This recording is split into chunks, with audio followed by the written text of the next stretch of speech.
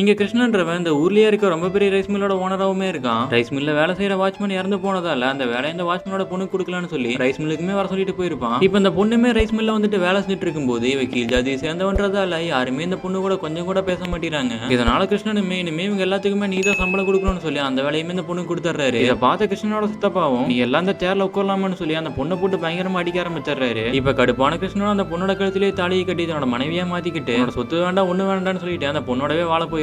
இந்த ஊர்ல நடக்கிற திருவிழால எப்பவுமே கிருஷ்ணன் தான் சாமி வேஷம் கட்டி ஆடுறது வழக்கமா இருக்கும். ஆனா இந்த வாட்டி அவனுக்கு அந்த வாய்ப்பு தர மறுத்ததால இதனால இப்ப இவங்க ரெண்டு பேருக்கும் சண்டையும் ஆயிருது. கோவப்பட்ட சித்தப்பாவோ தன்னோட பையனு கூட பார்க்காம கிருஷ்ணனை கொலை பண்ணிடுறான். இதுக்கப்புறம் கிருஷ்ணனோட மனைவியோ எந்த இடத்துக்கு போனாலும் குடிக்க தண்ணி கூட கொடுக்க மாட்டேறாங்க. இப்ப வாழ்ற கூட வழி இல்லாம அந்த ஊரை விட்டு போயிடலான்னு பார்க்கும்போது அந்த ஊருக்கு புதுசா வந்த ஒரு சிஸ்டர் தான் இவங்களுக்கு அடைக்கலம் கொடுத்து அந்த சர்ச்சிலேயே தங்க வச்சுக்கிறாங்க. இதுக்கப்புறம் ஸ்கூல்லயும் ரொம்ப நல்லா படித்து 10th ஸ்டேட் ஃபர்ஸ்ட் மார்க் வாங்குறான். இதனால இவனுக்கு மேல் படிப்புக்காக நிறைய ஸ்காலர்ஷிப்புமே கிடைச்சிருக்கும். இப்ப இந்த ஊர்ல நடக்கிற திருவிழாக்கு சீஃப் கெஸ்டா கலெக்டர் வரதா இருக்கும். அப்படி யார் தவறான்னு பார்த்தா இந்த ஊர் மக்களை ஒண்ணு சேர்ந்து ஊரை விட்டு துரத்துன நம்ம ஹீரோ தான் கலெக்டரா மாதிரி இந்த ஊருக்கே சீஃப் கெஸ்டா வந்திருப்பான்.